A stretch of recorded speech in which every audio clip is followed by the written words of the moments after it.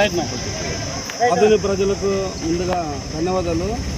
ఈరోజు CPI CPM Congress India కూటమి nomination Congress party తరఫున నేను రమేష్ యాదవ్ అని ఈరోజు బీఫాము ప్లస్ ఒక సెట్ వేయడం జరిగింది.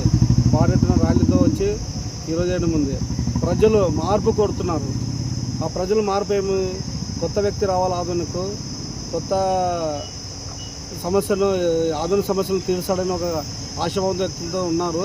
నేను ఆధుని డెవలప్మెంట్, ఆధునిక అభివృద్ధి అన్ని రకాలుగా నేను చేసి చూపిస్తానని చెప్తున్నాను. ఇంకొకంటే ఇండియా కూటమిలోనూ సిపిఐ సిపిఎం ఇంకా మా కాంగ్రెస్ లీడర్లు అందరూ కలుపుకొని నేను ముందుకు వెళ్ళి ప్రజలకు ఆధునిక సమస్యలు వివరించి చెప్తానని చెప్తున్నాను. ఎందుకంటే గతంలోన వాళ్ళు ఒక్కొక్క నాయకుడు 20 ఏళ్ళు పాలించిన వ్యక్తులు ఉన్నారు. మళ్ళీ వాళ్ళు ఎంతవరకు ఆధుని డెవలప్ చేశారు, ఆధుని ప్రజలకు ఎన్ని కష్టాలు ఉన్నాయి, ఆధునిక రైతులకు సాగునీరు మరియు తాగునీరు ఇవన్నీ ఇవన్నీ చాలా ఇబ్బంది ఉంది. ఈరోజు రాజశేఖర్ చేసిన కాంగ్రెస్ పార్టీలో బసాపురం ట్యాంకు నీళ్ళు ఆ రోజు శాంక్షన్ చేసినప్పుడు ఇంతవరకు మన ఈ 10 ఏళ్ళ అవుతుంది, రాజశేఖర్ 12 ఏళ్ళ అవుతుంది రాజశేఖర్ వెళ్ళినప్పటి నుంచి ఇంతవరకు మన ఆధునిక నీళ్ళు చాలా ఇబ్బందిగా ఉంది. 10 రోజులకు ఒకసారి వస్తున్నది.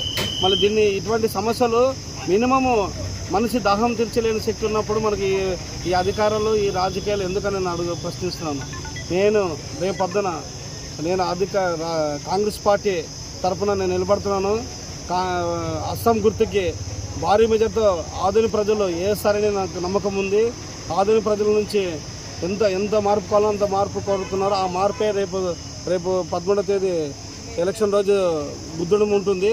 తర్వాత రిజల్ట్ అయిన రోజు వచ్చిన రోజు ఆధునికి ఆ రోజు ఒక పండుగల వాతావరణం నెలకొంటుందని నేను ఆశాభావం వ్యక్తం చేస్తున్నాను.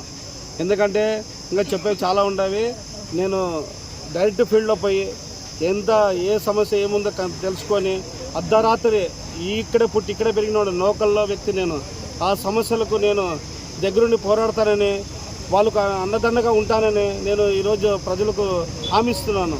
ఎందుకంటే నేను గతంలో నా వరకు నేను చేసిన పనులు నేను నిజాయితీగా కొన్ని చేసుకుంటూ వస్తున్నాను. కానీ ఈరోజు పెద్ద భారము నాకు ఒక కాంగ్రెస్ పార్టీ భారం ఇచ్చింది. ఆ భారాన్ని మోసుకొని ఆధునిక ప్రజలకు అండదండగా అర్ధరాత్రి అయినా తలుపు తడితే నేను లేచి వాళ్ళ సమస్యలు తీర్చడానికి నేను ముందుంటానని ఈ సభముఖంగా తెలియజేస్తున్నాను.